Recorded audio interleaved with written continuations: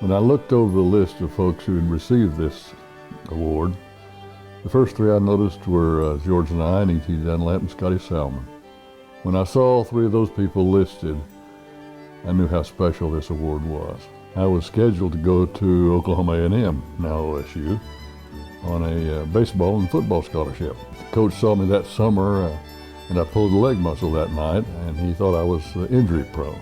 Thusly, I was told, why don't you go to a junior college this year? I'll pick you up next year. That was fine with me. I didn't want to go up there anyway because freshmen couldn't play. My dad and E.T. Dunlap were good friends, and I ended up at Eastern.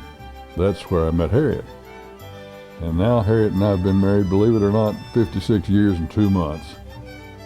You don't find that very often in this world, but boy, the time at Eastern was a great time, a wonderful time, but that's the most magnificent thing that happened to me there. I always wanted to be a professional baseball player. I was one of those 1 in 14,000 who actually got the chance. I was signed by the Cincinnati Reds, and about halfway through spring training and into the season, they found out, strange thing about me, I couldn't hit the curveball. So if I were to live life over again, I'd learn to hit a curveball. So that stopped my professional baseball career, but it was a great time, and I wouldn't trade it for anything. Harriet went to the dentist and came home. Strange story. We owed about $105, and I didn't know how I was going to pay it. And I, just out of the clear blue, said, I ought to be a dentist. It stuck.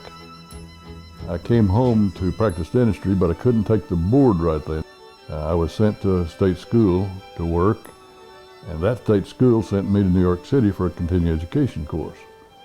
While there, I met a person who was to become my dearest, best, longest friend. At the urging of my dear friend, I enlisted in the Army Reserve. I moved up in the career and became a commander over the time and had several different commands. At age 45, I was privileged to be promoted to full colonel, which was a little bit early, and retired after 20 years in the military.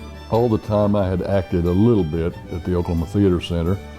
I'd done some things there and enjoyed it, but not much. Life got in the way of that. I wrote myself a bucket list, and the film wasn't out yet. I didn't know it was a bucket list, but one of the things I put on it was I want to get back into voiceovers.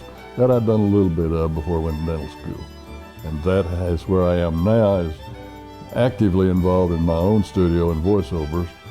And most recently, I've gone back to the stage locally because one of my mentors in voiceovers has insisted I be with her because she's directing it. Being named as a special alumnus is most exciting for me, and I accept it with a warm heart and a thank you.